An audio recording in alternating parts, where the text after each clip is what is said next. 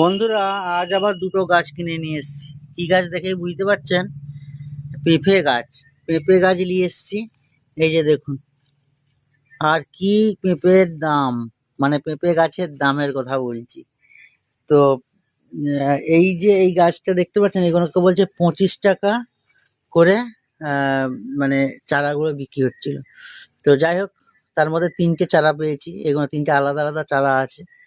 এই তিনটে চারাতেই 25 টাকা নিয়েছে, আবার এই দুটো চারাতে 25 টাকা নিয়েছে, 50 টাকা মোট। তো যাই হোক, এই গাছগুলো লাগাতে হবে। আর আকাশ তো মেঘলা, জানি না বৃষ্টিতে গাছগুলো বাঁচবে কিনা। তবুও নিয়ে এসছি, লাগিয়ে রাখি।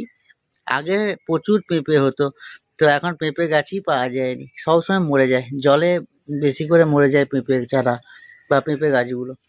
তো দেখা যাক, আর বছর লাগিয়েছিলাম, একটাও বাঁচেনি। এবছর যদি আবার লাগাচ্ছি, যদি বাঁচে তাহলে আপনাদেরকে আবার পরে দেখাবো।